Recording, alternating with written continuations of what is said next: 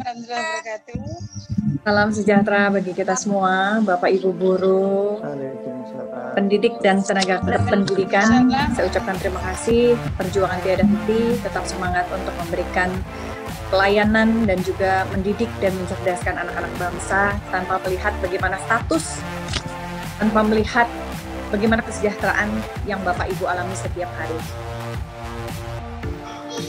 Saya ingin memberikan beberapa catatan saja terkait dengan aspirasi yang disampaikan oleh Bapak Ibu yang hadir pada hari ini dalam KRDPU, menyampaikan aspirasi dan perjuangan tiada henti, melanjutkan dari beberapa pandangan yang disampaikan oleh saudara-saudaraku anggota DPR RI Komisi 10. Saya dari fraksi Partai Amanat Nasional Dapil Jabar 4 Kabupaten Kota Sukabumi ingin menyampaikan bahwa Komisi 10 sesungguhnya sudah memberikan masukan ataupun aspirasi kebijakan untuk melakukan atau adanya pelaksanaan remedial selama 3 kali kepada Kementerian Pendidikan dan Kebudayaan bagi tenaga pendidik ataupun guru-guru yang akan mengikuti ujian namun kemudian tidak lulus. Alhamdulillah kan ini sudah diakomodir kebijakan itu. Lalu saya ingat sekali pada saat raker dengan Kementerian Pendidikan dan Kebudayaan, saya juga menyampaikan bahwa harus ada kebijakan tambahan, adanya pelaksanaan diklat untuk pengkinian pengetahuan bagi para guru-guru, terutama mereka yang di atas umur 35+ yang sudah banyak sekali pengalamannya, tidak diragukan lagi kemampuannya dalam mengajar dan mencerdaskan anak-anak bangsa, namun tentu saja harus diberikan refreshing ataupun pengkinian pengetahuan.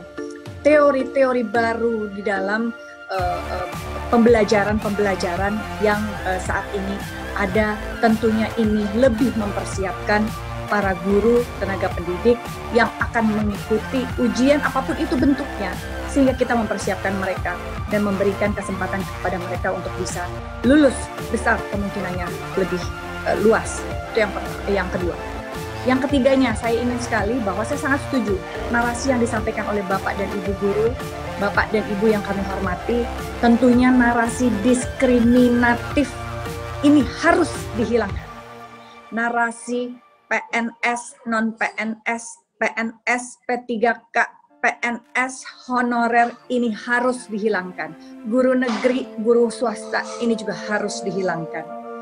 Karena dengan menghilangkan pemikiran diskriminasi ini, tentunya ini juga akan berdampak terhadap persepsi, berdampak terhadap perilaku semua pihak, semua stakeholder yang setiap hari mencerdaskan anak bangsa. Sehingga tidak lagi ada tadi Ibu, saya lihat tadi, mohon maaf lahir dan batin, saya tidak mencatat namanya, menggunakan kerudung hijau. Ada juga Ibu tadi yang menyampaikan dengan emosi sampai mengurai air mata. Tentunya ini juga mereka yang setiap hari merasakan diskriminasi dalam konteks perilaku dan juga persepsi setiap hari dalam lingkungan sosial kemasyarakatan, ini harus dihilangkan. Narasi ini yang bisa menghilangkan semuanya. Narasi yang konsisten disampaikan tidak hanya oleh Bapak dan Ibu guru semua yang hadir hari ini, tenaga pendidik maupun tenaga kependidikan, tapi oleh semua stakeholder dalam hari kita Komisi 10, Komisi 2, pemerintah, memunculkan narasi-narasi yang tidak diskriminatif ini terhadap masyarakat, sehingga sampai keluarga saja sudah tidak ada lagi orang tua yang berpikir, nak kalau kamu nanti sudah besar, kamu harus jadi PNS ya nak. Udah tidak ada lagi pemikiran-pemikiran seperti itu. Sehingga narasi diskriminatif ini juga disosialisasikan dan membumi sehingga terinternalisasi hingga unit terkecil dalam hal ini adalah keluarga. Lalu kemudian narasi yang lain yang ingin disampaikan adalah tentu narasi yang kita miliki saat ini, kita rangkum hari ini di dalam rapat RDPU ini, tentunya ini juga harus kita lanjutkan dengan advokasi yang konsisten baik dalam tataran kebijakan maupun dalam tataran implementasi. Yang tadi disampaikan oleh saudaraku dari Sumatera Utara kalau tidak salah. Udah jangan kebanyakan bicara, yang penting saya maunya action aja, cepat dikerjain. Tentunya advokasi dalam tataran kebijakan dan juga implementasi ini tentu harus juga dilakukan secara terus-menerus sehingga kebijakan maupun keputusan yang bersifat politis maupun strategis bisa langsung dirasakan manfaatnya oleh saudara-saudaraku para guru, tenaga kependidikan dan juga tenaga pendidik di seluruh Indonesia. Yang terakhir, saya sangat ingin sekali sama-sama kita memiliki cita-cita untuk meningkatkan kualitas pendidikan bagi anak bangsa, sehingga generasi penerus kita bisa berkompetisi secara global. Tentunya, kompetensi dan pengalaman menjadi suatu hal yang tidak terpisahkan. Para guru yang sudah memiliki puluhan tahun pengalaman yang tidak diragukan lagi, tentunya harus terus juga terpacu untuk meningkatkan kompetensi yang difasilitasi oleh Kementerian Pendidikan dan Kebudayaan, sehingga mereka terus meningkatkan kualitas kompetensinya. Dan tentu bagi mereka yang baru hadir, tidak memiliki pengalaman, namun memiliki mungkin pengetahuan yang lebih berbeda, sesungguhnya lebih berbeda karena perubahan teori, perubahan metode, perubahan pengetahuan. Tentunya mereka juga harus mumpuni dan terus mengasah keterampilan mereka yang hanya bisa diperoleh melalui pengalaman dalam jangka waktu yang tidak sedikit.